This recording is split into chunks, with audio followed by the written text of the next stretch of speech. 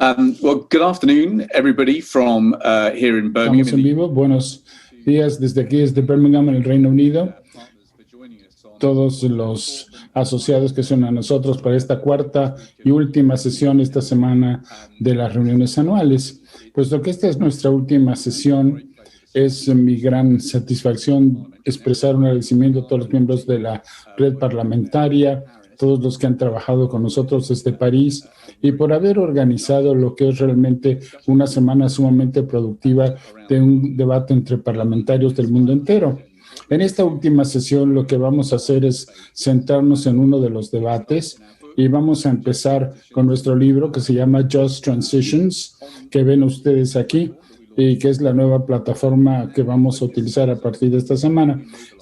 Se concentra en el tema de cómo movilizar las inversiones del sector privado para dar el tipo de crecimiento inclusivo y recuperación verde necesarios que necesitamos buscar durante los próximos meses y años.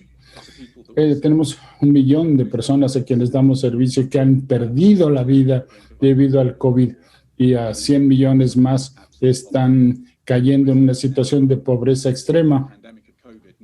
La pandemia del COVID está generando una pandemia de miseria de la cual será necesario recuperarse. Sin embargo, a partir de escuchar los debates de esta semana, queda muy claro que esto va buscando los objetivos del milenio y el Acuerdo de París, de acuerdo al cual queremos guiarnos. Y al escuchar a los parlamentarios, hay varios obstáculos que fundamentalmente existen en la actualidad. Primero, el colapso de los ingresos que estamos viendo para financiar la deuda ya existente. A comienzos de la semana nos ha dicho de Paz 175,000 millones en endeudamiento, con problemas sumamente graves que surgen en cuanto al estrés de la deuda para muchos países. En segundo lugar, la escala de los costos hacia el 2021 será enorme, tanto en costos como el mantenimiento de servicios públicos y la respuesta en materia de salud en el mundo entero. Y luego también está el tercer obstáculo que tendremos que enfrentar, que es el reto que Cristalina del Fondo Monetario y otros han mencionado de cómo movilizar, la inversión que necesitamos para poder cerciorarnos que la recuperación sea una recuperación real y que trate de alcanzar los objetivos que sentamos en París. Hay un conjunto de problemas sumamente significativos y de retos imposibles de solucionar a no ser que hagamos un mejor trabajo movilizando la inversión del sector privado. Ayer el Fiscal Monitor presentó una serie de elementos métricos que son motivo de inspiración. Un 1% del PIB de incremento en la inversión del sector público puede ayudar a liberar un 7% de incremento en el PIB, creando de 20 a 33% de empleos. O sea que es importante trabajar con el sector privado, pero con una acción concertada con el sector público. Y además sabemos que necesitamos mejores marcos para poder canalizar la inversión del sector privado, sobre todo las inversiones en pensiones, hacia el tipo de recuperación que deseamos alcanzar. Mucho me complace que estemos publicando hoy mismo un documento de Progressive Policy aquí en Londres que tiene que ver con organizaciones y que plantea algunas de las ideas que estaremos debatiendo con muchas de las personas que participan esta mañana en este webinario y cómo movilizar la inversión para solucionar problemas de educación, salud e infraestructura en materia de género y de innovación. Se trata del comienzo del trabajo por parte nuestra en este tema y mucho nos complace tener un panel tan brillante esta mañana para iniciar esta conversación, este debate. Estamos aún esperando a nuestro orador principal, pero parece ser que Stephanie ya ha llegado, pero vamos a empezar con un trabajo de la Corporación Internacional de Finanzas con un video. Vamos a verlo y después empezaremos nuestros trabajos.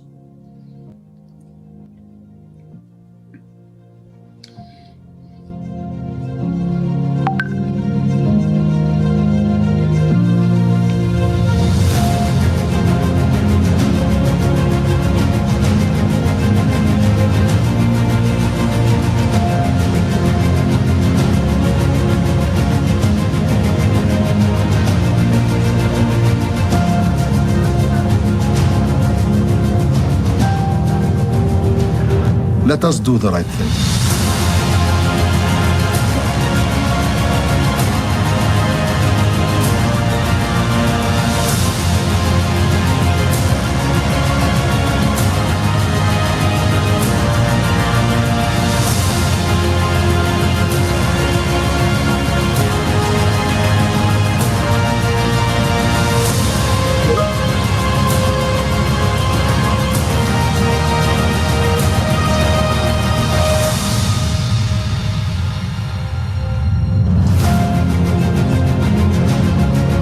Without markets, you're not going to create jobs. We want to have Sin mercados no vamos a generar empleos, tenemos más deficiencias. Las cosas que puedan hacerlas el sector privado no las debe hacer el gobierno. Trataremos de empoderarnos.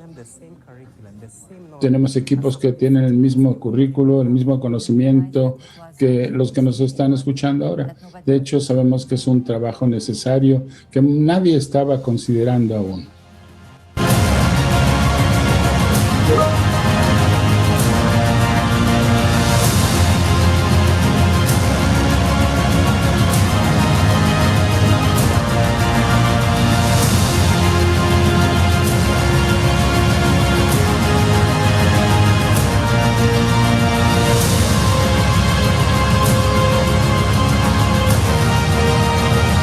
This is what IFC is all about.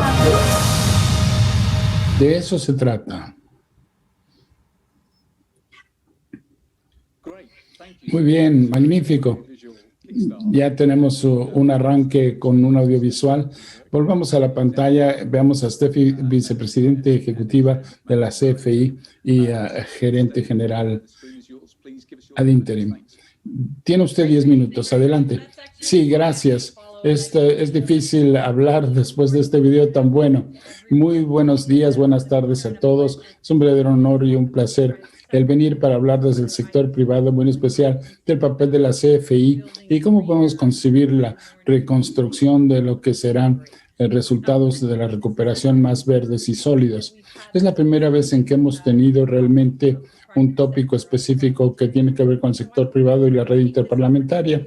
Aprovecho la oportunidad para remontarme y hablarles de dónde veo yo nuestra función el día de hoy y creo que estamos en el sitio más idóneo para hacerlo. Hace 4 años celebramos nuestro 60º aniversario y al celebrar ese 60 aniversario, nuestro CEO en aquel momento nos pidió que hiciéramos una retrospectiva de la CFI y lo que supimos fue que la organización de hecho podía crecer por 2 vías. Primero, a comienzos de los años 1960, después de que fuimos fundados, trabajando después de la Corporación Internacional, ayudando a llevar a los mercados emergentes. La primera transacción que hicimos fue con Siemens en Brasil y tuvimos un crecimiento importante en nuestra hoja de balance que luego se allanó.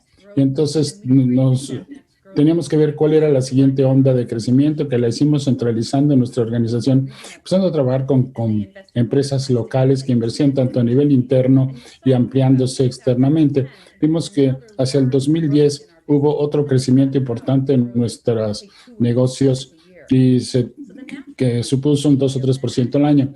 El CEO nos preguntó entonces, ¿qué viene ahora para tener una buena andanada de crecimiento? ¿Cómo hacer que la CFI ayude al mundo a resolver los retos más importantes en materia de crecimiento?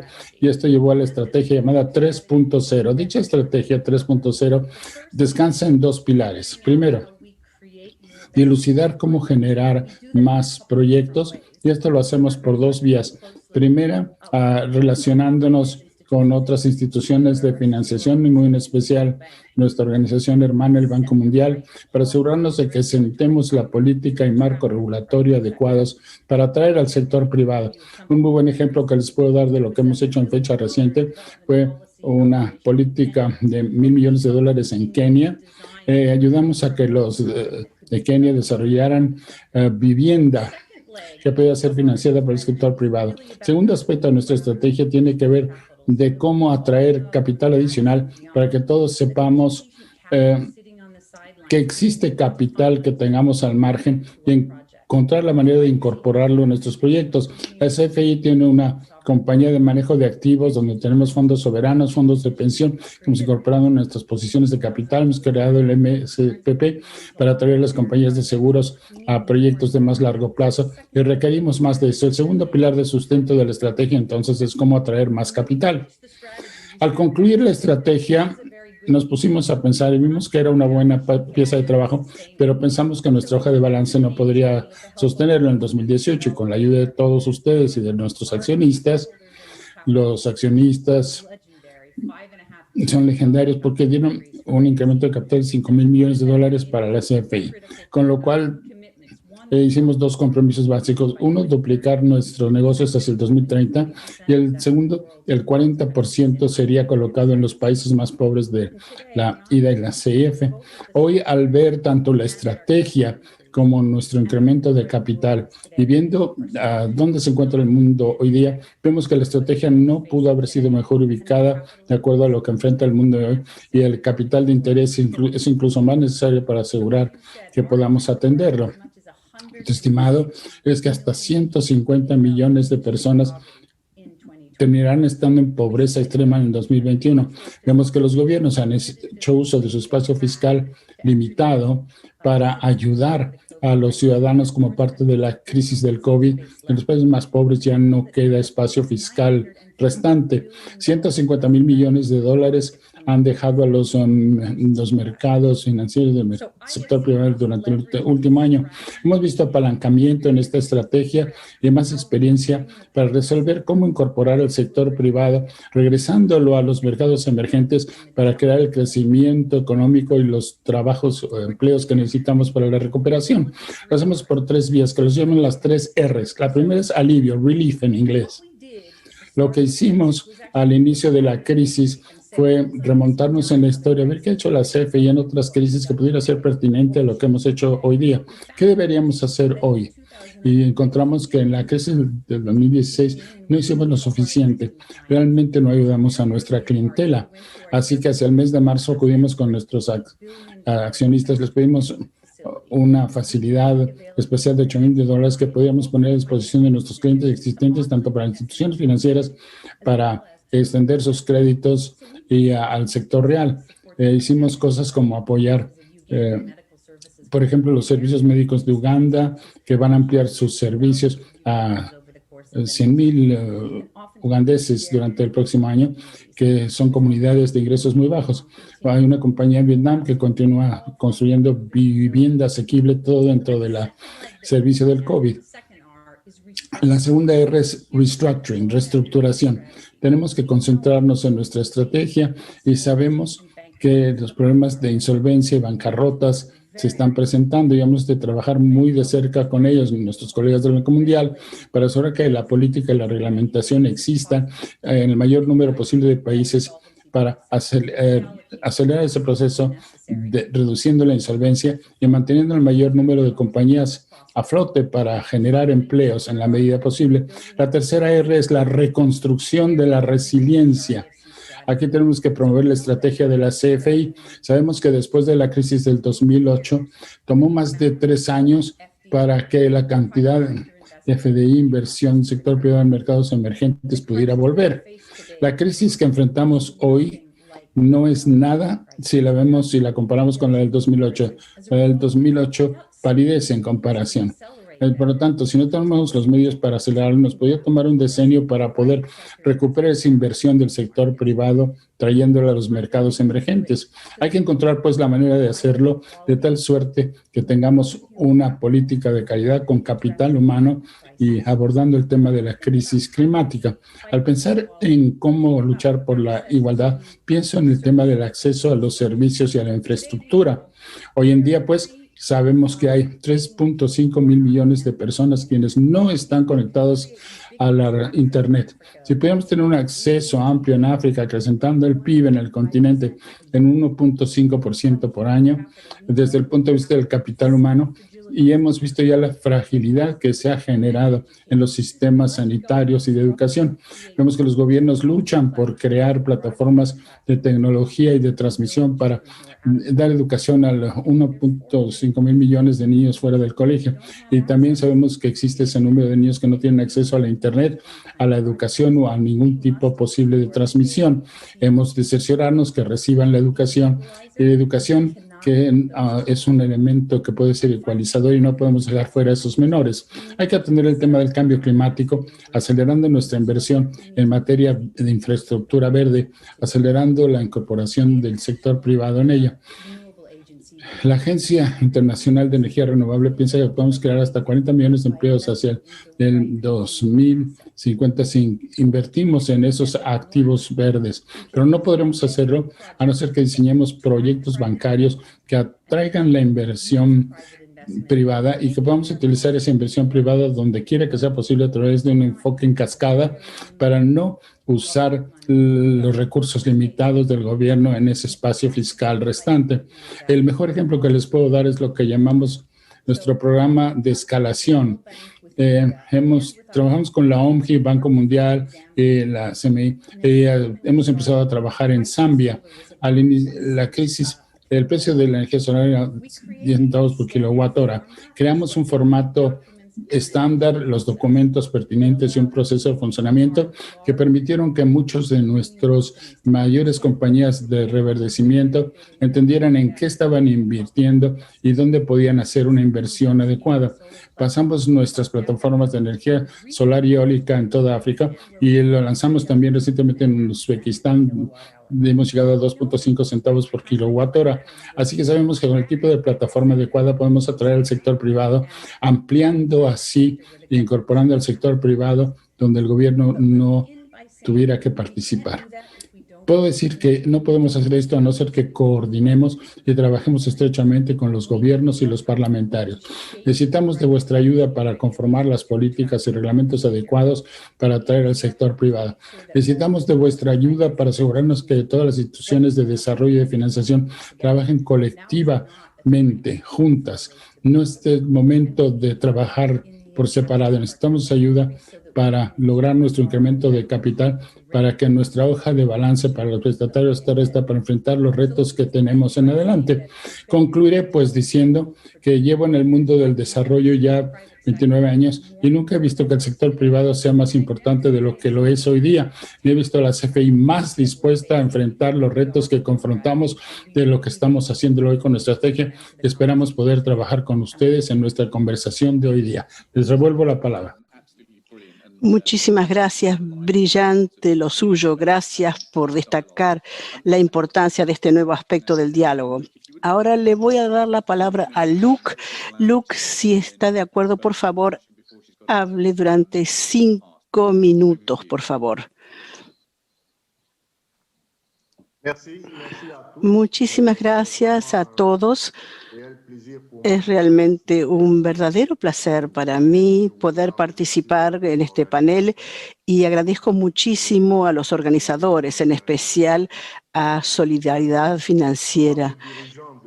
Mi calidad de dirigente de la Sociedad de Energía, que es uno de los mayores productores independientes de electricidad en Côte d'Ivoire, mi intervención ha de tratar sobre uno de los obstáculos que se mencionó hace unos instantes, a saber, cómo movilizar más financiamiento privado y cómo alentar las inversiones privadas en forma más general en nuestros países para poder mejorar la calidad del servicio. Para hacerlo, de compartir nuestra experiencia en Côte d'Ivoire, que hasta el día de hoy ha logrado excelentes resultados de los cuales nos enorgullecemos. Nuestra experiencia fue marcada por 2 etapas importantes de reforma a nivel del sector de la electricidad. La primera comenzó en 1990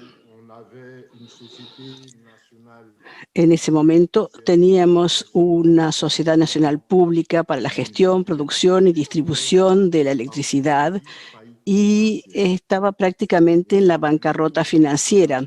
Recordarán ustedes que en 1990, además, atravesábamos un periodo bastante difícil en numerosos países africanos que sufrían por la crisis económica debida a la baja de los precios de las materias primas, el café y el cacao esencialmente.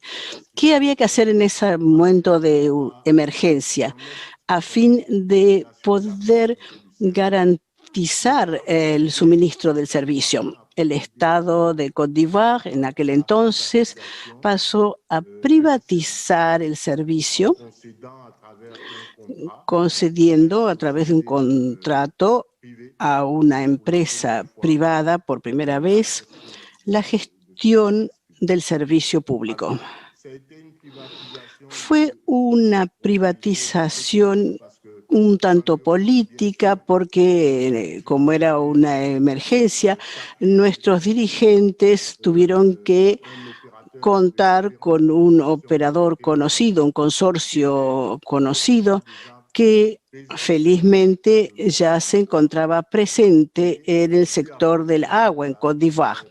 Y a través de una decisión un poco política se decidió confiarle la concesión de la explotación del sector de electricidad.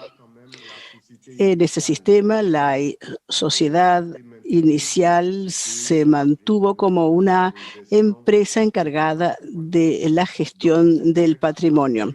Diré que luego del sector del agua, en 1990, también hubo un cambio importante. Después del agua, la electricidad, la gestión de su producción y de su distribución también fueron confiados a un operador privado.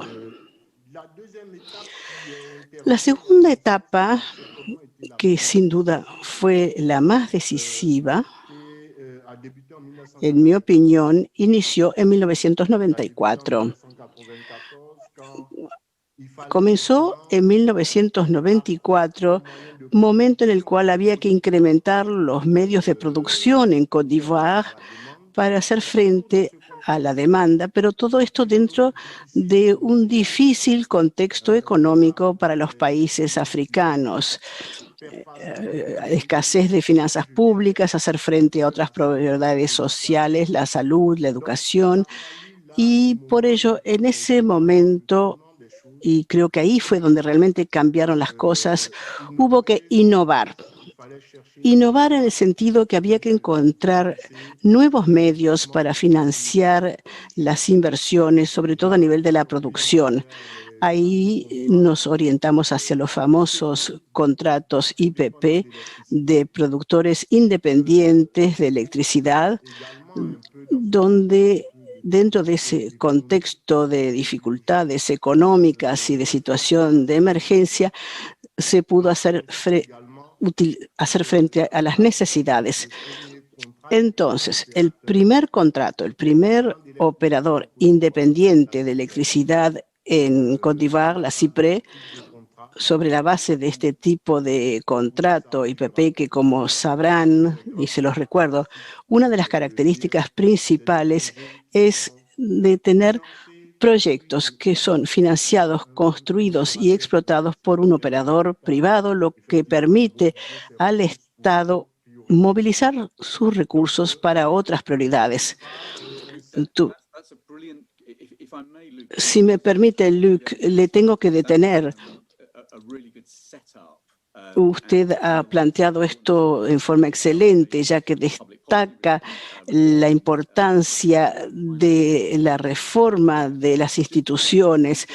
Pero como necesito darle la palabra a Fiona antes de las 9:25, le tengo que dar ahora la palabra a Fiona antes de que se tenga que marchar y luego le volveré a dar la palabra más adelante, si no le importa.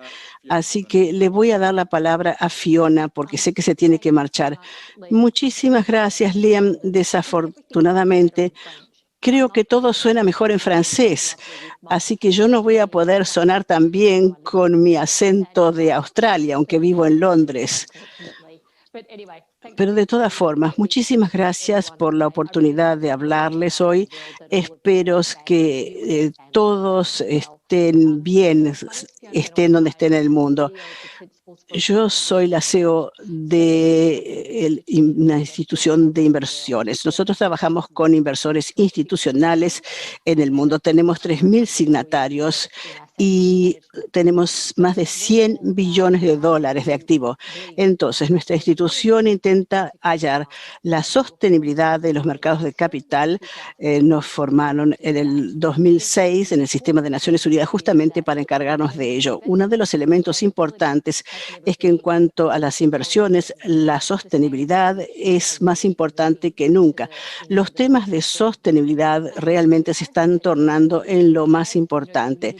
Como inversores, en el momento en que las comunidades y los negocios del mundo están intentando hacer frente a la pandemia, los inversores le deben a sus clientes y a sus beneficiarios, a los miembros de los fondos de pensiones cuyo dinero administran, de asegurarse recuperarse mejor de esta pandemia, lo cual significa para nosotros respaldar las políticas de recuperación que sean sostenibles, inclusivas y también lleven a reformas concretas. Para nada sirve ahorrar para su jubilación si los que están invirtiendo su dinero lo hacen en una forma que torna al mundo en un lugar en el cual uno no desea jubilarse. Todos sabemos, por supuesto, que los gobiernos no pueden financiar la recuperación solos, no pueden financiar solos los ODGs. El sector privado es crucial. Los inversores responsables tienen expectativas con relación a la recuperación. Entonces, los inversores tienen que tener reformas de política que lleven a los capitales a inversiones sostenibles y eso a su vez va a financiar economías sostenibles, inclusivas y de crecimiento cero. Evidentemente, hace 5 años no teníamos la pandemia, pero tampoco teníamos el Acuerdo de París, no teníamos los ODGs. Los inversores esperan y desean desempeñar su papel para cumplir con los objetivos, pero no sabemos si la política y las reglamentaciones están al día. En muchos países del mundo a los inversores se les dice que sus obligaciones fiduciarias en algunos casos y países no permiten que los inversores le den prioridad a los resultados sostenibles comparados con los resultados financieros. O sea que todo esto tiene que ser considerado. La pandemia ha puesto un alto a las economías y a las vidas y tenemos que considerar las consecuencias de la desigualdad. Al mismo tiempo, tenemos que resolver la desigualdad, pero eso no ha parado la crisis climática. O sea que las decisiones de política que se tomen el día de hoy, en los próximos meses y en el próximo año, realmente serán cruciales para que los mercados se encaminen hacia economías sostenibles con bajo uso de carbono. O sea que realmente tiene que existir un impulso para que los requisitos de política sean más sostenibles. En las 50 economías más importantes ahora tienen más de 700 instrumentos de política que incorporan los ODGs y la transparencia, pero todavía mucho resta por hacerse. O sea, ese esfuerzo para poner al día los marcos de política financiera. Hay que tener que alinear las políticas financieras con los ODGs y con el Acuerdo de París. Por ello, estimamos que la política de recuperación debería centrarse en las necesidades y los objetivos, asegurarse de que la recuperación sostenible esté de acuerdo con los ODGs. Tenemos que asegurarnos que los paquetes de rescate realmente le den prioridad a las necesidades del Acuerdo de París y también tomen en cuenta las desigualdades, la falta de equidad.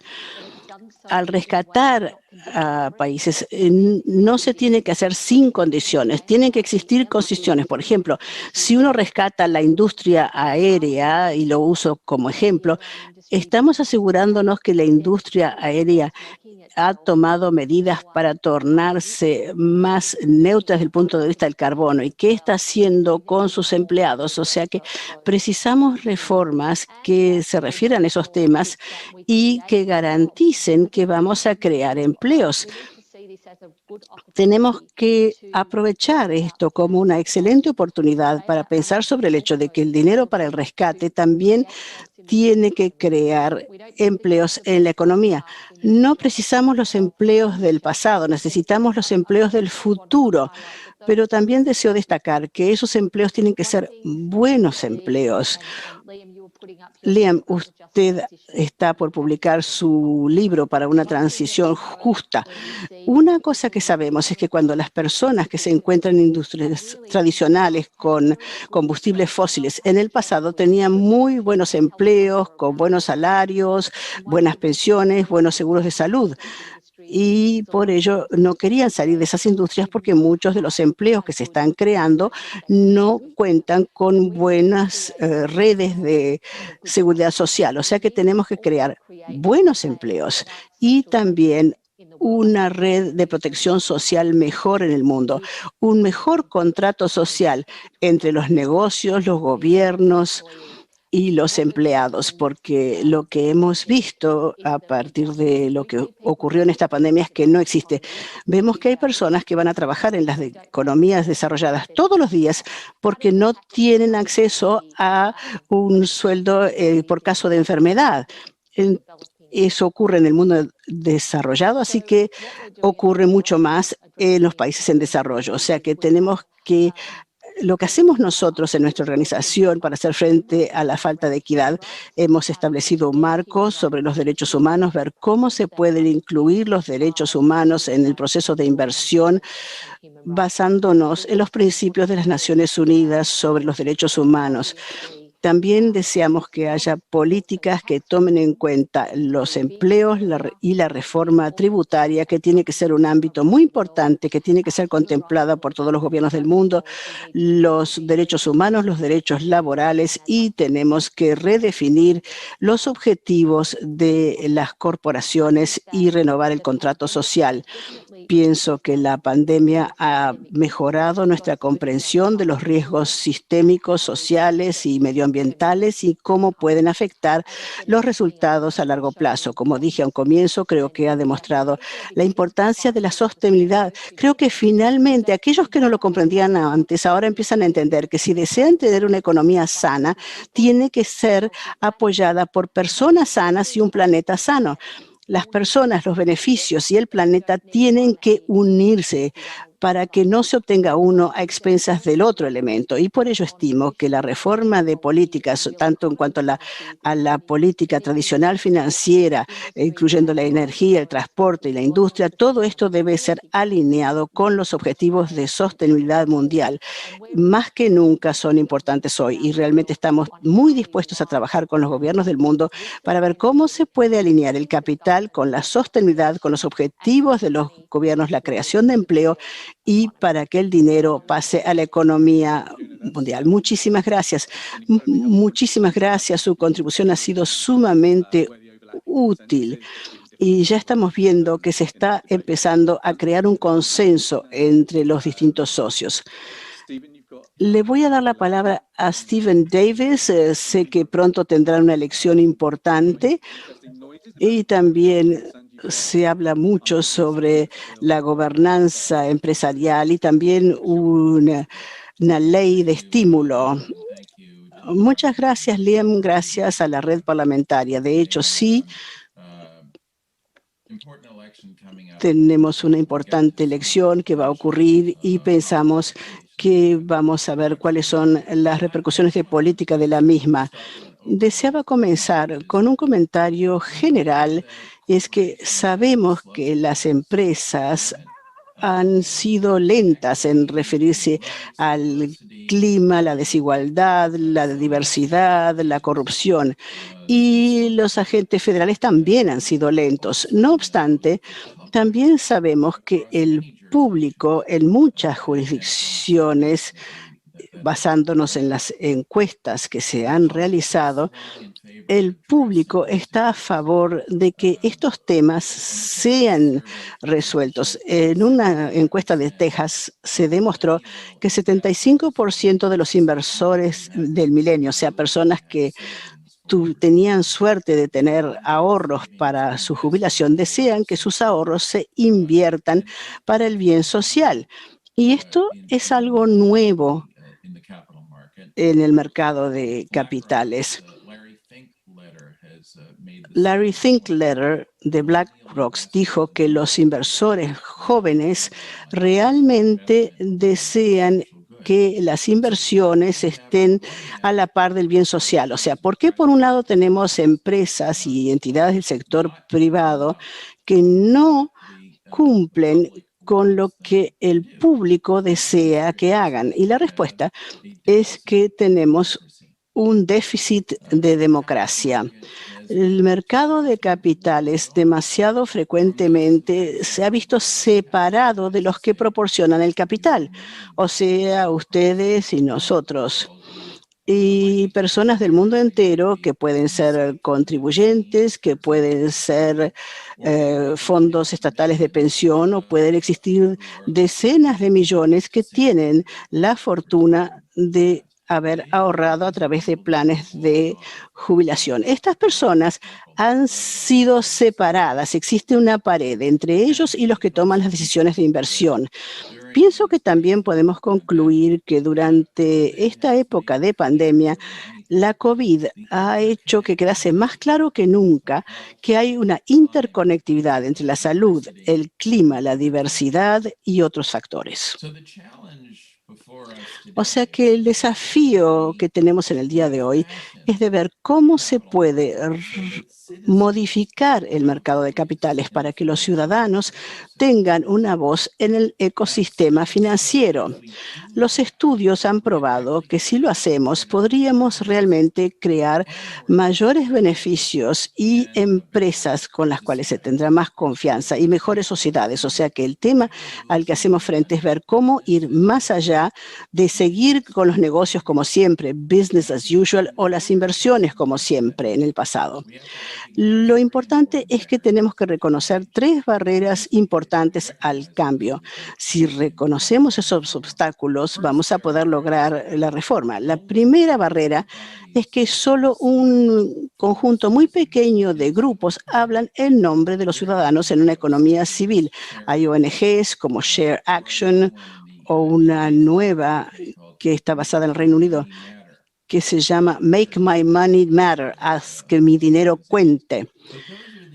Esas son excepciones en general. No contamos con organizaciones que hablan en nombre de los ciudadanos y a menudo el interés de los ciudadanos es distinto del de los inversores institucionales.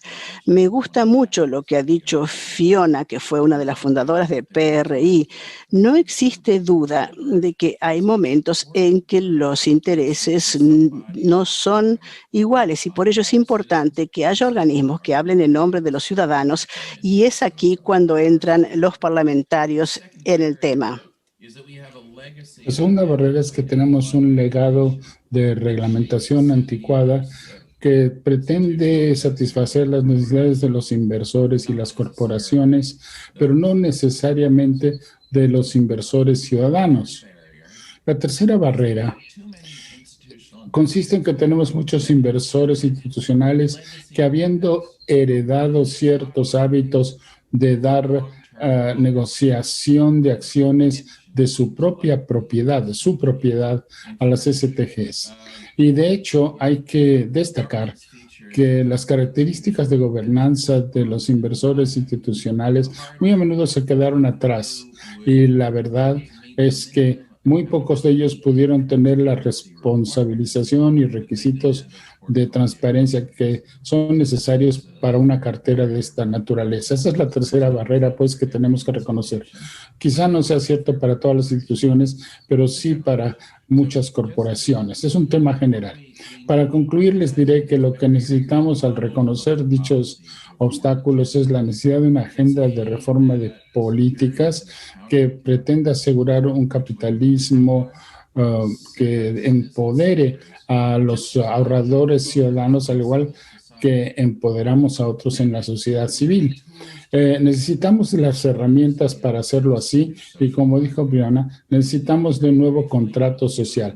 Y muy brevemente, estos componentes tienen que ser el alfabetismo financiero, algo en lo que nos podemos concentrar de abajo hacia arriba, desde la escuela primaria en adelante en el mundo entero. Necesitamos también de una reforma de las instituciones financieras para que estas instituciones pongan primero a los clientes y no a otros. En tercer lugar, se requiere de una modificación de la gobernanza de los inversores institucionales. Dedicamos mucho tiempo a trabajar con organizaciones de gobernanza y hemos tenido avances importantes con el paso de los años, pero ahora tenemos que abocarnos a la gobernanza de los inversores institucionales para que también ellos sean responsables y hagan rendición de cuentas, teniendo el equivalente de una afirmación de nutrición para que los inversores ciudadanos tengan una visión clara de cómo se comportan las instituciones en función de los objetivos del milenio, el clima y otros principios. Necesitamos de una reestructuración también de algunos de los requisitos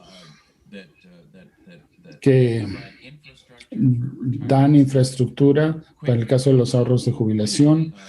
Por ejemplo, les diré que cuando la mayoría de las personas tienen fondos mutuos y se les da la opción de dónde invertir, tienen muchas opciones convencionales, pero hay una opción de inversión social posible y es precisamente ese el orden que debemos seguir. El menú debe de incluir, sin duda, todas las opciones que incluyan un enfoque sobre los objetivos del milenio en una economía verde y que entonces podamos seleccionar así una posibilidad que atienda esos requisitos.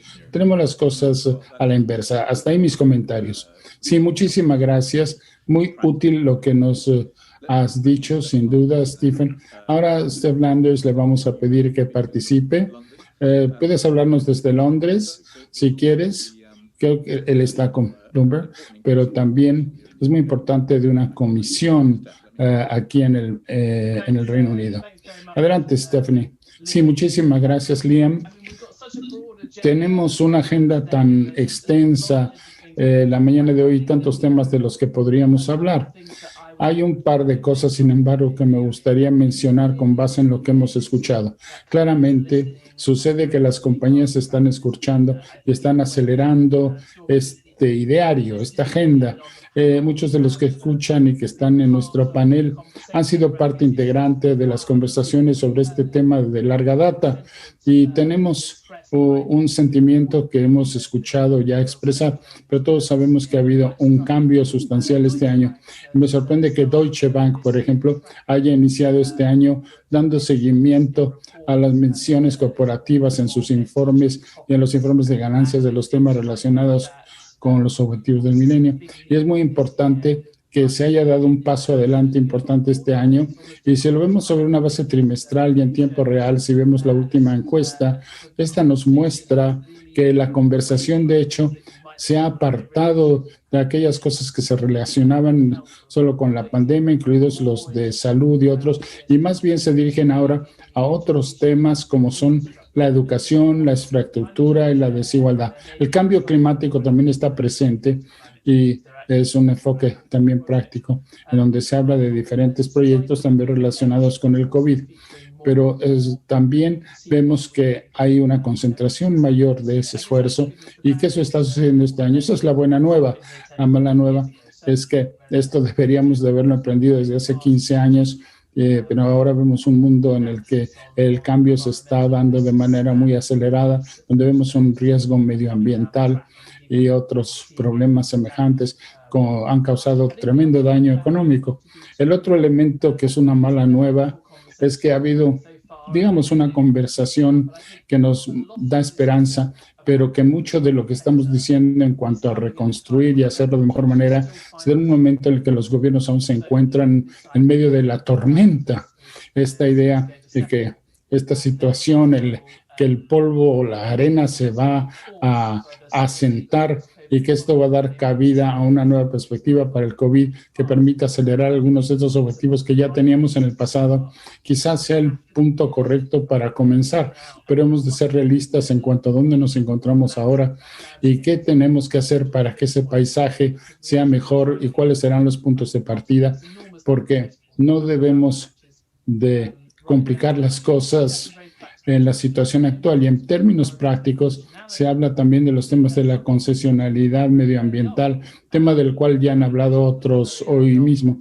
Y desde el comienzo hemos tenido ejemplos de que los gobiernos de Francia, por ejemplo, han establecido condiciones sobre los recursos, ofreciendo un apoyo, digamos, a Air France y a otras empresas nacionales que tienen vuelos más cortos.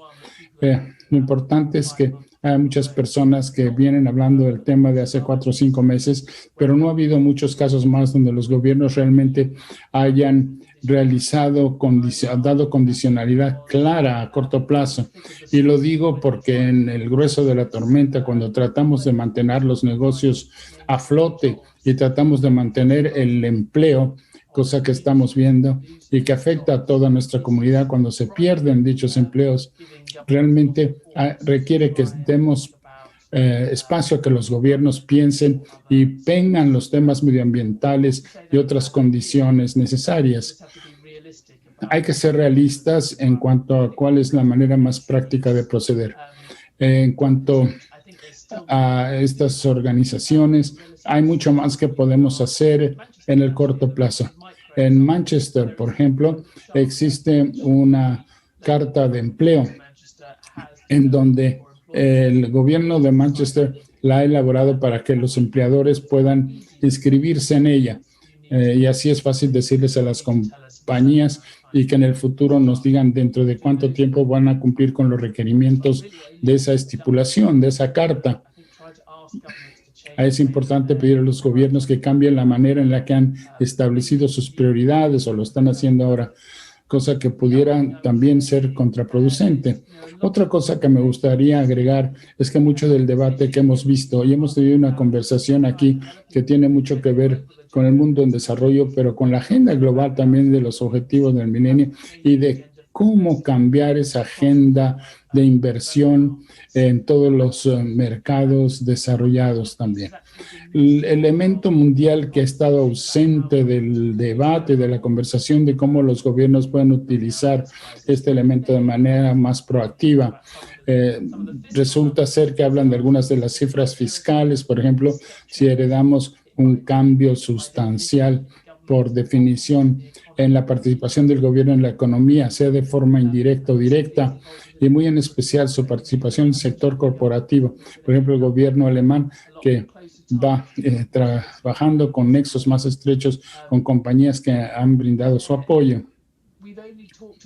Tan solo hemos hablado de eso en términos de los países a nivel nacional y cómo tener influencia sobre esas empresas a nivel nacional. Pero en el mundo de la globalización debe de existir una vinculación mucho más clara y estrecha pensando en el comportamiento de esas compañías a nivel global y no solo nacional.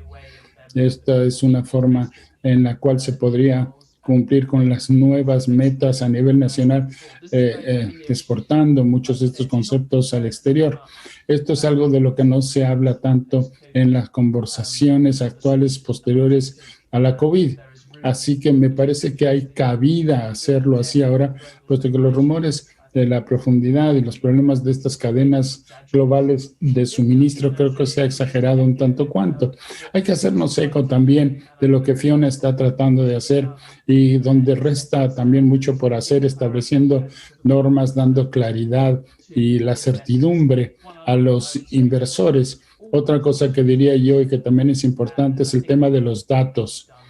Aunque pensamos que hemos realizado una mucha mejor labor haciendo acopio de datos en los cuales los inversores puedan basar sus decisiones, nos Estoy seguro de que así sea. Se requiere de la claridad y vehemencia necesarias.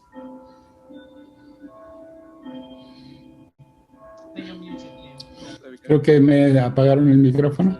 Bueno, muy bien. Voy a pedirle a Julio que culmine con esta sesión. Julio. Hola, ¿qué tal? ¿Qué tal, Ian? Dice Julio. Hola, ¿qué tal? ¿Cómo están todos? Siempre es un placer para mí encontrarme aquí. Muchas gracias por haberme invitado. Yo soy italiano, pero represento a la Asamblea Parlamentaria de nuestro país y los países que se encuentran en el ámbito y el área limítrofe del Mediterráneo. Querría pues subrayar que la pandemia nos ha hecho repensar las cosas y esta es una situación que se presenta a veces solamente en una ocasión durante toda una vida y hay que concentrarse en la resiliencia y la sustentabilidad de nuestra actividad, de nuestra acción. Junto con las empresas tenemos que pensar en cómo erigir modelos verdes e inclusivos a la vez, puesto que todos los errores y problemas que hemos tenido en el pasado y que tenemos, por ejemplo, hoy día en la región del Mediterráneo, por ejemplo, la llamada guerra sobre la energía y otros aspectos parecidos, han sido causados por la desigualdad y la inestabilidad. Tenemos que centrarnos, pues, en dichos factores y muy en especial en el caso del Mediterráneo, en donde pensamos que existe una urgencia de tener una intervención sobre sustentabilidad y empresas verdes debido a la escasez de recursos existente que pensamos es ya tangible en muchos de nuestros países, incluidos los de Europa. En cuanto al ecosistema empresarial en nuestra región, sus recursos son el centro de la economía en la región del Mediterráneo. El 99% de las empresas, 90% de las oportunidades de empleo están en las pymes, en las empresas pequeñas y medianas. Como hemos visto en el caso de algunos países europeos como Francia, España y también en Marruecos y otros países, el reforzar el papel del sector privado es fundamental, pero es algo que exige de tener alianzas público-privadas. Así hay que concertarse en las llamadas PPP. Son las alianzas público-privadas, repito, sobre todo ahí donde el sector privado no puede llegar o donde el sector privado de alguna manera requiere de ayuda y de apoyo. Esto como estrategia de más largo plazo, pensando en las reformas legislativas que serán indispensables para hacerlo así. También el apoyar a las pymes requiere darles acceso a los mercados de capitales. Es algo que ya dijimos precisamente hace 2 años durante las 3 jornadas que tuvimos sobre el tema del cambio climático, con 132 parlamentarios, hablando de cómo desarrollar ese acceso a los mercados de capitales y la actividad empresarial en nuestra región. Y, por cierto, para poder dar apoyo a dichos esfuerzos, la Unión Interparlamentaria está requiriendo la aplicación de un proyecto de arranque de mercados, que es una plataforma de sustento, plataforma que permitirá atraer a los inversores de la región hacia nosotros.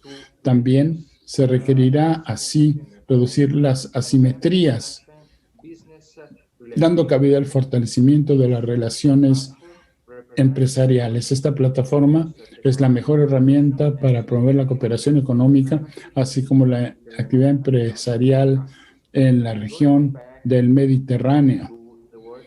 Volviendo a lo que hemos escuchado decir la mañana de hoy y las expresiones de la primera oradora el día de hoy, la pregunta de la CFI, por cierto, ¿cómo hacer participar al sector privado? Se decía en los proyectos de la economía real. En Italia hemos venido pensando en ese tema y esto se ha planteado también al nivel parlamentario. ¿Y por qué lo digo? Porque el ahorro privado, sin duda, es indispensable. Tenemos 300.000 millones de ahorros en ahorro privado y tenemos que trabajar dentro del marco de la OMGI con instituciones financieras haciendo uso de esta deducción tributaria para impulsar a las personas a invertir. Claro, se ha tenido éxito, pero no tanto como querríamos. Y aquí me remonto a las palabras del profesor Davis, porque precisamente lo que necesitamos aquí es un apalancamiento financiero. En mi país hemos establecido un programa para introducir la educación financiera. Un programa no en las escuelas primarias, pero sí a partir de las secundarias y más adelante. Esto es importante porque esto es fundamental y permitirá que estos conceptos se transmitan ahí donde la Asociación Italiana de Banca Privada ha dicho, las gentes muchas veces no pueden invertir tanto como en otros países en esos productos de la banca privada porque no existe esa cultura aún, no tenemos esa cultura.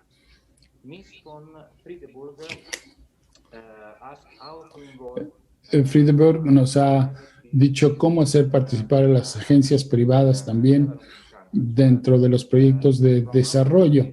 De acuerdo a nuestra experiencia, hay que decir que un marco jurídico es necesario.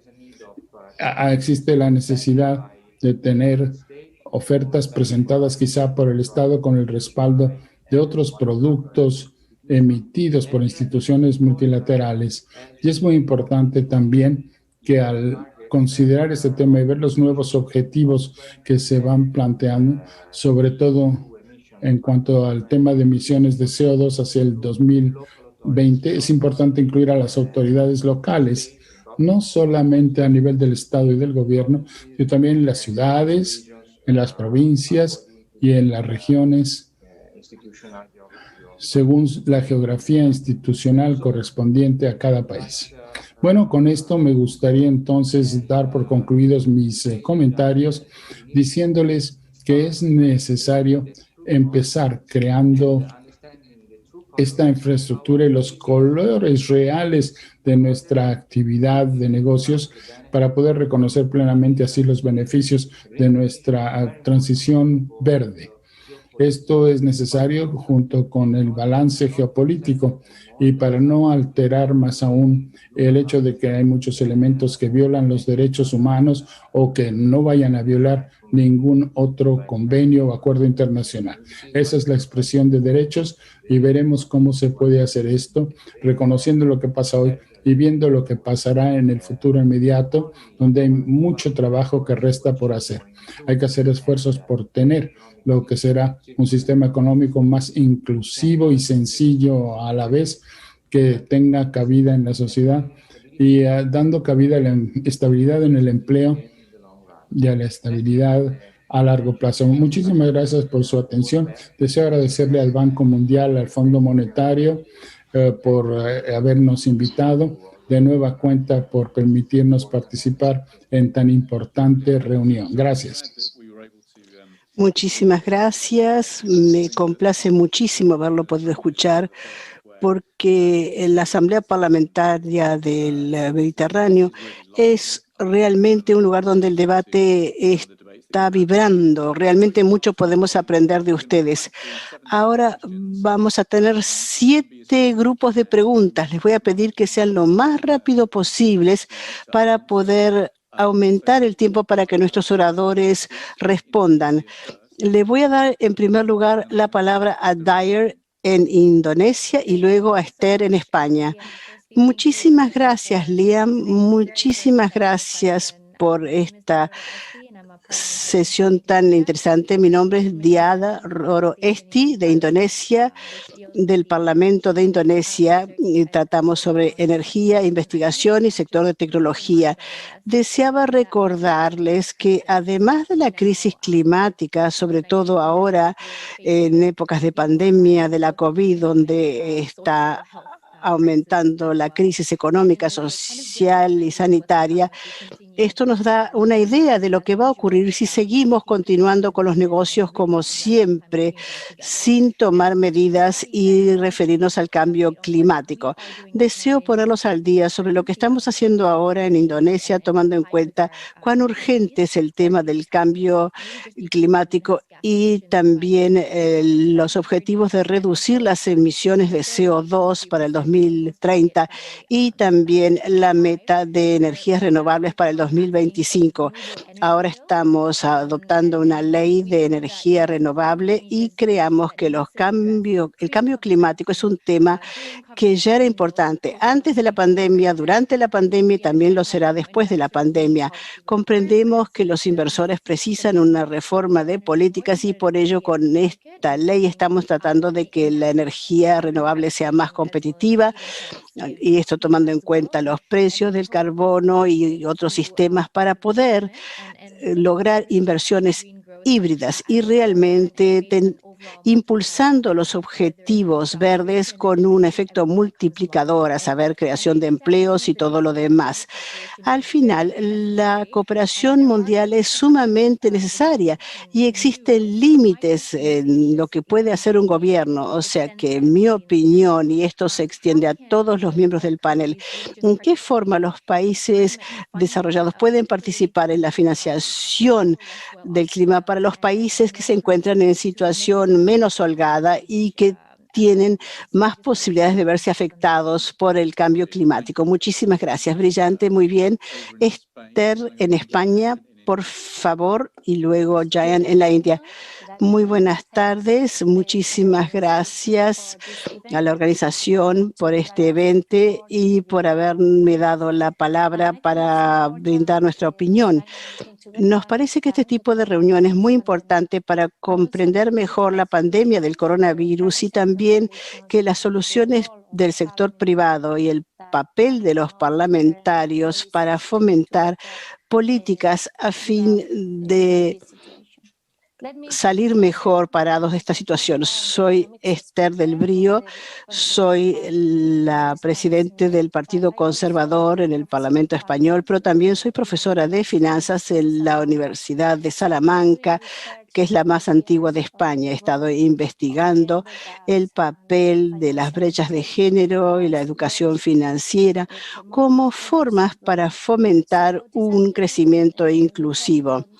Hoy de tarde estamos hablando de los desafíos para el sector privado y mi pregunta muy brevemente será, ¿cómo podemos incluir la inclusión financiera y de género, el contrato social, a fin de fomentar e impulsar para lograr un crecimiento inclusivo? Y desearía centrar mi atención sobre un punto. Es muy común que el acceso de las mujeres a la fuerza laboral sea obstaculizado por consideraciones. Siempre se considera que es mano de obra barata. A menudo se les da a los puestos más bajos y cobran los sueldos más bajos. Se trata de educación y la educación podría ayudar a reducir la brecha de género, pero también existirá siempre una brecha si las mujeres no reciben sueldos tan elevados como los de los hombres. Por ello, quiero saber, en qué opinión, en qué forma la educación podrá ayudar a reducir este techo de vidrio y también cómo se pueden utilizar los instrumentos financieros en los países de bajo ingreso para fomentar este objetivo. Muchas gracias y felicitaciones. Muchas gracias. Brillante pregunta. Jan en India y luego Sami en el Congo. Sami, le voy a pedir que encienda su cámara. En primer lugar, James de la India. Muchas gracias. Buenas tardes a todos ustedes. Es maravilloso poder participar en esta deliberación tan interesante.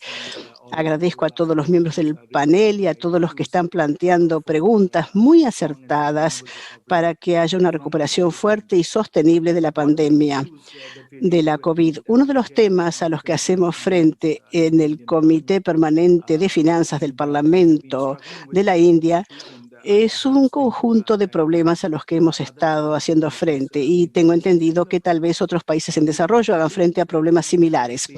Se trata de asegurarse de que la seguridad y la estabilidad de ingresos para los inversores del sector privado, sobre todo cuando invierten en infraestructura. Entonces, por ejemplo, si se invierte en energía renovable, en servicios de agua, etcétera, uno depende de numerosas instituciones de gobierno de todos los niveles, sea a nivel nacional, local, organizaciones del sector gubernamental, etcétera, que son los que proporcionan ingresos que evidentemente uno está recibiendo de los mismos. A menudo, sobre todo ahora debido a la limitación del espacio fiscal y a que los gobiernos están atravesando graves dificultades para efectuar sus pagos a los sectores del sector privado. Las empresas del sector privado no reciben pagos a tiempo. En la India se debe entre 70 a 80 mil millones de dólares que están pendientes de pago. A veces se trata únicamente de atrasos de 30 días, de 90 días, de 6 meses, de un año, y a veces simplemente las personas presentan objeciones frívolas para evitar el pago. Como hombre político, eso es muy astuto hacer eso, pero para los inversores y para los hombres de negocio, esto destruye sus economías y, por supuesto, crea riesgos para el futuro. Y lo que es muy difícil es que en un sistema burocrático convencer a los burócratas y a los políticos de que los riesgos y las necesidades cuestan muchísimo dinero.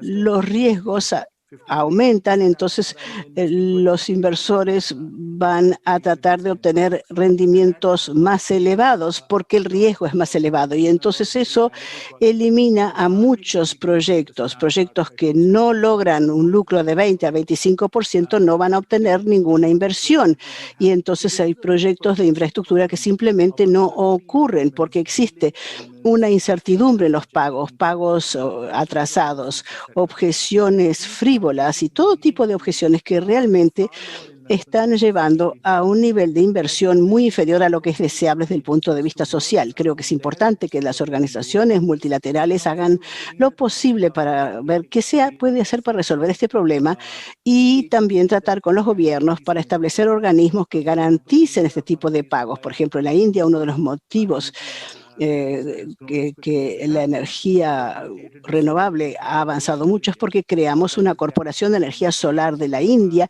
que garantiza los pagos a los generadores de energía social. O sea que los mecanismos como estos pueden ser innovadores y entonces permiten asegurar que los pagos se efectuarán y que ocurrirán más proyectos. Brillante, muchísimas gracias. Sami en Congo, ¿está usted allí, señor? Si no está, entonces le doy la palabra a Shamso. La última vez que le vi estaba en Londres, ahora no sé dónde está. Shamso, aquí estoy, en cuarentena. Distinguidos miembros del panel, estimados colegas, tengo una pregunta muy breve. Todos sabemos que los confinamientos debido a la COVID han tenido grandes repercusiones sobre los negocios y han obligado a los miembros de las juntas y a los accionistas a pensar en sus inversiones. Algunas organizaciones han cesado de existir debido a los problemas que han tenido en sus comunidades y en sus países. Esta podría ser una oportunidad para que el gobierno incentive o aliente a los accionistas a que le den prioridad a objetivos que estén más alineados con la equidad y la sostenibilidad. ¿Tienen alguna idea sobre qué medida práctica o qué incentivos pueden utilizar los gobiernos para lograrlo? Y otra pregunta, Liam, muy breve, es: ¿la digitalización ha sido vinculada a la eficiencia y a la sostenibilidad de los negocios? El centro de la tecnología debería ser la de construir talento que conozcan los medios digitales, lo que podría cambiar la fuerza laboral, o deberían concentrarse en darle más poder a las universidades y a los negocios. Muy bien, muchas gracias. Ahora le daré la palabra a alguien en Bahrein y a Isa, que está en Chad. Le pediré a los técnicos que me digan si pudieron conseguir comunicarse con Sami. Bahrein, habla Reida. Muy buenos días, o tardes o noches, según donde estén. Le agradezco la oportunidad de plantear una pregunta. Soy de Bahrein. Soy el vicepresidente del Comité de Finanzas y Asuntos Económicos y trabajamos en estrecha colaboración con el sector privado y el gobierno para poder emprender legislaciones que le permiten al sector privado llevar a cabo sus negocios en forma eficaz. Tengo una pregunta relacionada con el relanzamiento de la economía. Necesitamos tener un objetivo para desarrollar las finanzas. ¿Cómo consideran ustedes que las organizaciones de financiamiento multinacional, qué forma pueden redefinir sus financiamientos para ayudar a los gobiernos, los pequeños negocios y la tecnología? ¿En dónde se hará hincapié en el énfasis? ¿Se hará hincapié en las instituciones pequeñas o en las grandes entidades gubernamentales? En un mundo tras el 2020, donde el comercio mundial y la gestión de las cadenas de suministro, donde las tensiones sobre la globalización se han convertido en un tema importante, ¿cómo ven que podremos superar esos obstáculos? Muchas gracias. Gracias. Le voy a dar la palabra a Isa, que está en Chad. Hola, Isa, le veo, pero tiene el micrófono mudo. Creo que me escuchan. Bien. Deseaba dar un cordial saludo a los miembros del país. Soy Isa Mardó, diputado en la Asamblea General del Chad y presido la comisión encargada del seguimiento de la puesta en práctica de los Objetivos de Desarrollo Sostenible. En primer lugar, deseo saludar a los miembros del panel y felicitarlos por sus presentaciones tan enriquecedoras, y deseo añadir que Chad está comenzando a salir progresivamente de la crisis sanitaria inmediata vinculada a la COVID-19. Pero la principal preocupación en el día de hoy sigue siendo la creación de un ambiente favorable para las inversiones. Y esa será la única forma de crear empleos duraderos en el día de hoy y de entablar el reanudamiento de un lanzamiento del sector privado. Por ello, al establecer condiciones propicias para las inversiones, fomentando sectores donde Chad tiene una ventaja comparativa. Por ello, lo que deseo preguntar es lo siguiente: ¿cuáles son las enseñanzas a corto y mediano plazo que se han aprendido durante la crisis de esta pandemia? Se sabe que Chad está sobreendeudada, con déficit en las finanzas públicas, y necesitamos una importante movilización de inversión privada acompañada por una reestructuración para poder relanzar la economía, porque a fin de alcanzar los objetivos de desarrollo sostenible, esto es necesario. Desearía pues saber cuáles son los mecanismos que se pueden establecer, cuáles son las ventanillas. Eso nos ayudaría muchísimo para nuestra economía tras la pandemia de la COVID-19. Muchas gracias. Muy bien. Bien, ahora tenemos muchos temas planteados del planeta entero y les voy a dar 15 minutos para responder a todo esto. Tenemos a Estefanía, Luke, Steven y Julian en línea. Tienen 5 minutos cada uno para decidir a qué pregunta desean responder. Y quiero recordarles a todos que podemos entrar en muchos más detalles en las respuestas a través de la plataforma que vamos a lanzar esta semana. En primer lugar, Stephanie, ¿qué preguntas tan interesantes? Podríamos pasar muchas horas respondiendo. Voy a tratar de decir, en primer lugar, cuando pensamos sobre la economía y los sectores tecnológicos, yo hablé un poquito sobre nuestro programa de energía solar y creo que tenemos que tener esto en cuenta y está vinculado con lo que mencionaba nuestro colega de la India en cuanto a la forma de hallar un apoyo para los gobiernos, para los proyectos de energía verde. Tenemos una ventanilla para el sector privado verde y tenemos que crear más instrumentos que vinculen los balances de las instituciones financieras internacionales con las empresas privadas para tener garantías privadas para que el sector privado desarrolle los proyectos. En segundo lugar, quiero hacer un comentario sobre las moras. Es muy importante y lo que tenemos que hacer es empujar al FMI a que se asegure de que realmente estamos mirando las moras de las empresas privadas, porque si es posible eliminar eso, que son el 2 o el 3% del PIB, entonces el dinero se podrá pasar de nuevo al sector privado y a la economía para que no sea una carga sobre los gobiernos. O sea que los atrasos en los pagos son importantes. En último lugar, en cuanto a la tecnología y la digitalización, alguien preguntó si tenemos que crear capacidad o tenemos que crear empresas tecnológicas. Y la respuesta es ambos. Nuestros ciudadanos tienen que ser lo suficientemente educados como para poder utilizar la tecnología y para poder acceder a las empresas de tecnología. Y, por otro lado, necesitamos tener técnicos muy capacitados que puedan hacer crecer a las empresas de tecnología que van a producir ingresos en el futuro. Mi preocupación es que cuando pensamos en la cantidad de niños de nuestros países que no están en el colegio y que probablemente no retornarán a la escuela y no están conectados a la Internet, no sabemos cómo vamos a poder colmar esa brecha y me parece que vamos a tener que centrar nuestra atención sobre eso. Muy bien.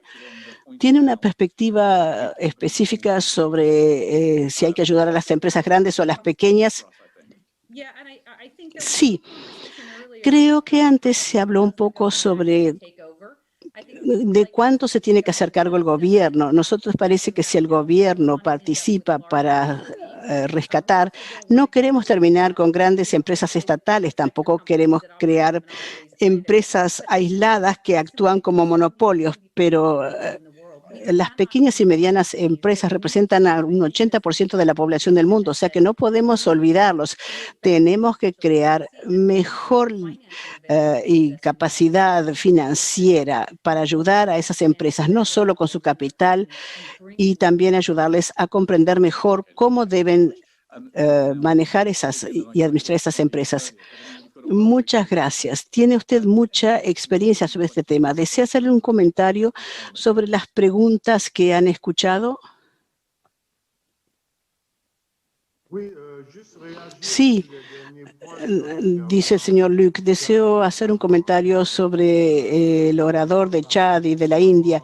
En primer lugar, creo que tenemos que crear condiciones y un clima propicio para los inversores privados, que es lo que intentamos hacer en Côte d'Ivoire, con el apoyo de distintas instituciones donantes, sobre todo el Banco Mundial.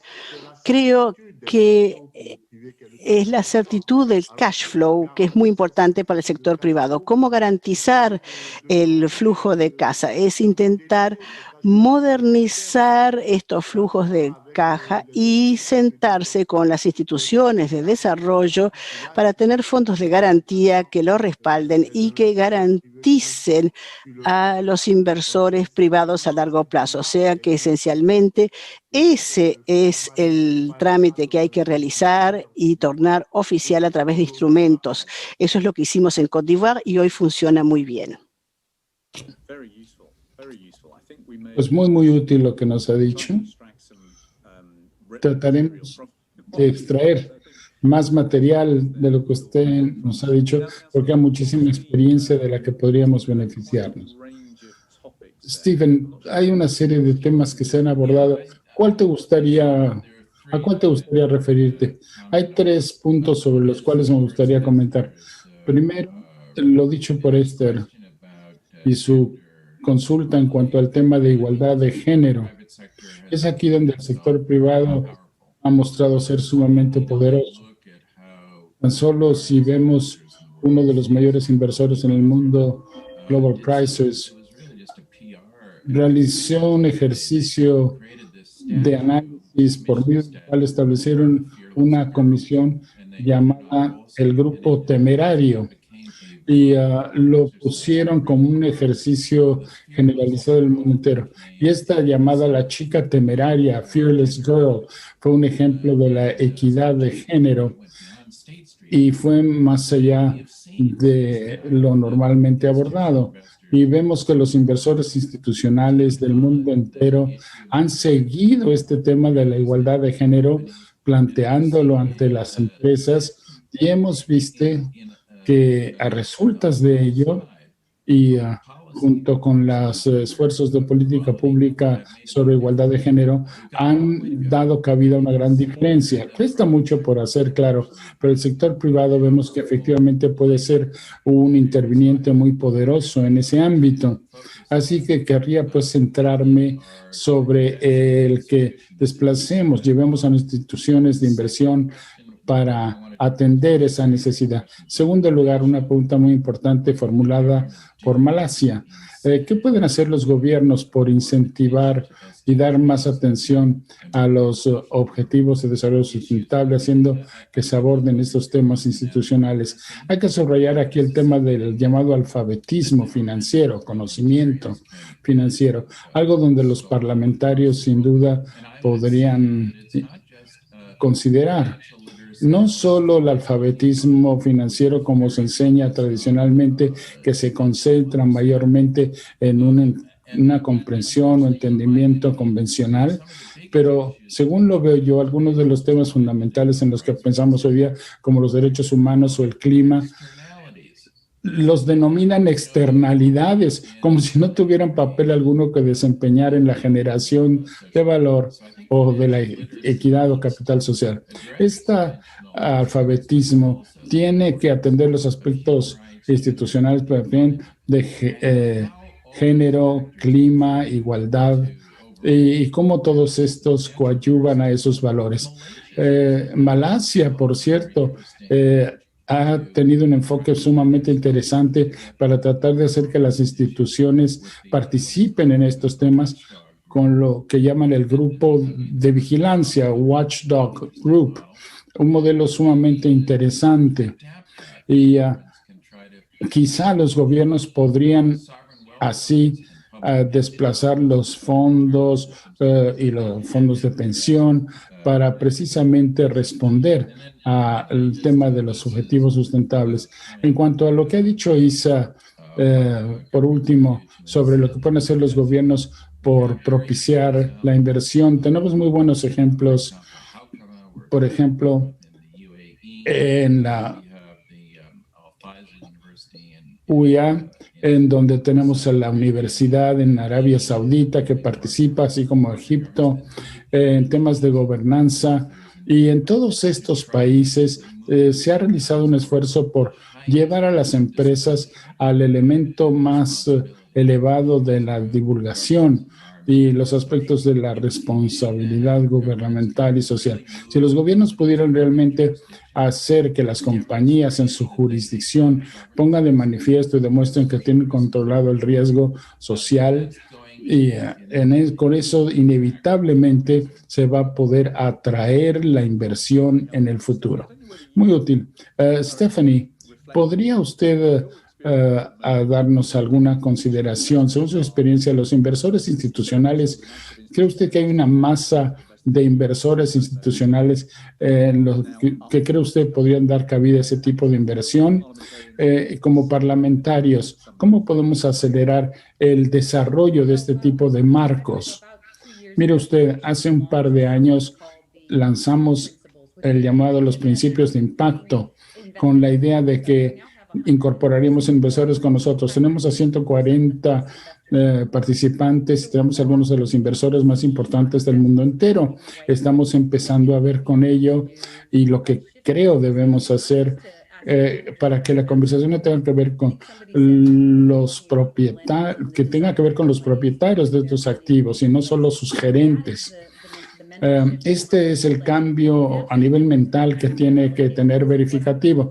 Cuando vemos el tema de los que asignan estos recursos, dará cabida a un empuje mucho mayor para que esto tenga una repercusión sobre una base más holística, más totalizadora. Muchas gracias. Julio, le voy a dar por último la palabra. Sí. Muchas gracias, Ian. Gracias, Liam. Vi una pregunta de cómo hacer uso de la nueva taxonomía para mejorar la sustentabilidad. El convenio, el pacto de los alcaldes, fue un convenio entre ciudades de diferentes estados miembros que se concentraban en el objetivo de reducir las emisiones de CO2, cambiando los patrones de energía o la planificación de diferentes elementos como la generación de energía, cambiando los sistemas de transporte público para reducir el CO2. Al nivel local se hizo este esfuerzo y tuvo así un efecto multiplicador muy considerable. Algo que también resulta ser clave y que lo vemos y donde existe una megatendencia, por así llamarle, lo hemos visto en Reino Unido. Por ejemplo, la bolsa de Londres, entre la bolsa de Londres y la bolsa de Milán, este tipo de nexo, este tipo de relación es algo nuevo y como parlamentarios tenemos que promover este tipo de interacción, activos por aquí, gerentes de activos por allá y otro tipo de inversores, las empresas, tanto públicas como privadas, inviertan porque así sabrán dónde lo están haciendo. Lo importante es reducir el costo de los datos y en cierta medida, como digo, dar cabida a un mayor acceso a los mercados de capitales.